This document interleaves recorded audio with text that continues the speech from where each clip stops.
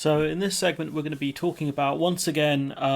In this case, it's a civil servant, a senior civil servant, or former senior civil servant that worked within Northern Ireland, talking about the fact that the EU needs to take a risk-based approach for goods going in to Northern Ireland. And this stuff here is just so frustrating because we know the EU aren't going to take a risk-based approach. Why would they?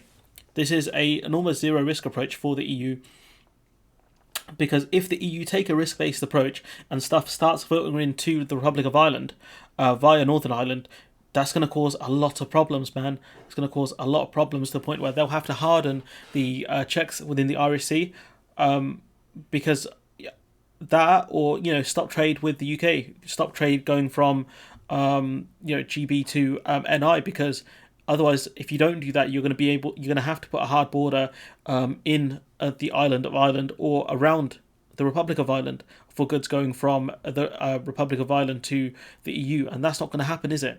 So the EU aren't going to take a risk-based approach, mainly because they don't want goods filtering in to the Republic of Ireland, especially when the UK starts lowering standards, because we've already done that in part when it comes to certain things like pesticides. We've already started doing that. So simple fact is, they don't want this to happen. Stop it. Stop asking the EU to take a risk-based approach, because you just look like a mug. You just look like a mug. And this guy, he looks like a mug. So the article, the EU and the UK will need to make significant compromises if they want the Northern Ireland Protocol to work.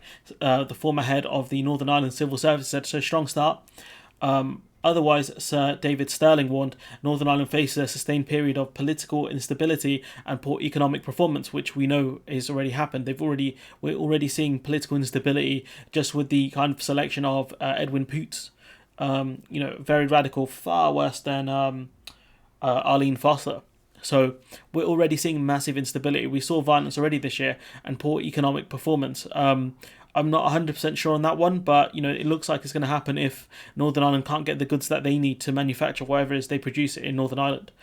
Forgive my ignorance on the specifics of Northern Ireland manufacturing and agri-foods.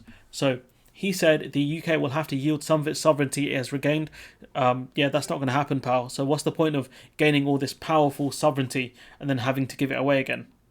Last Christmas you gave me some sovereignty, and then now because of the Northern Ireland Protocol we have to give it away. Come on, dude. Wise up. He said the EU will have to shift from its current zero risk approach to enforcing the protocol. He added, stop asking for this. It's not going to happen, bro. It's not going to happen. If anything, he should be pushing the UK to look at alignment with the EU on agri-foods for at least, say, a year or two to lessen the checks. That's what you should be pushing for, my friend. Not this. Come on, man. It's just pain. So much pain right now. Stop it. Just stop it. It keeps Northern Ireland in the EU single market for goods and means EU customs rules are enforced at its ports. And that's a quick recap for anyone who didn't know. But simple fact is, the EU aren't going to take a risk-based approach, because the UK are looking at deregulation. There's a strong chance that we're going to start importing goods that are of lesser quality when it comes to agri-foods from other countries like Australia, Canada, and Brazil, and the US, of course. Especially when that stuff starts happening, when the UK doesn't go for alignment, do you think the EU are going to want to take a risk approach then when they won't even take one now? This was agreed in this deal, this oven ready thing was agreed in October of 2019. So they had a year and a bit to really sort things out. They just didn't do it. So David led the Northern Ireland Civil Service from 2017 until 2020 September, which is a long time. Covering most of the period of the Brexit negotiations. For much of that time, the Northern Ireland executive was suspended, meaning he had the unusual public role in presenting the outline of Brexit policy agreed by the first and second First Ministers in 2016. So this guy had a very prominent role because of the closing of Stormont, because of the disagreements Sinn Féin, I think, had with the DUP. So he had a very public role, so he's going to have some clout in Brussels, potentially, and they might have some respect for him, but if he comes up with arguments like this, that's not going to last very long. But I get what he's trying to say, but it's just his kind of proposals are not great. The EU aren't going to take a risk-based approach.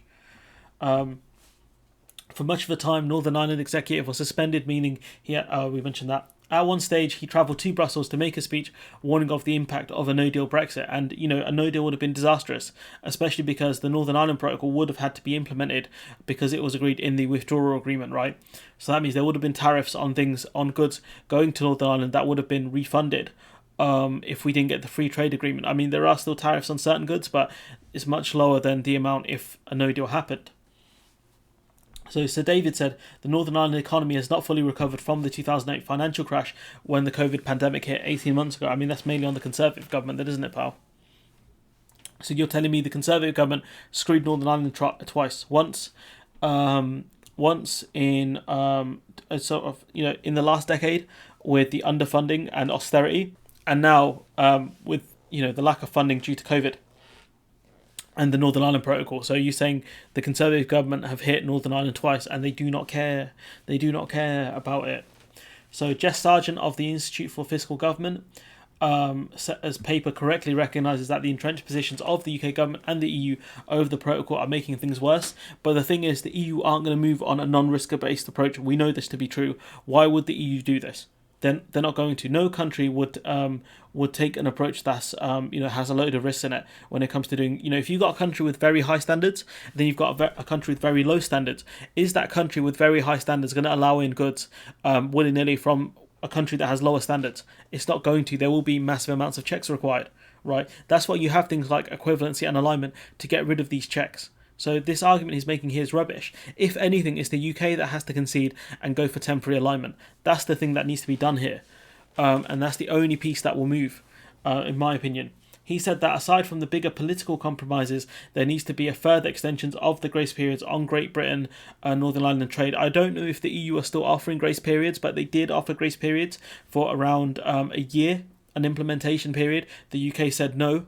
And we realised we're in big trouble here because the infrastructure and the staff haven't been put in. We don't have the infrastructure needed to do all these checks, and we don't have the staff. And Michael Gove still can't tell us how many customs agents and officers we have trained.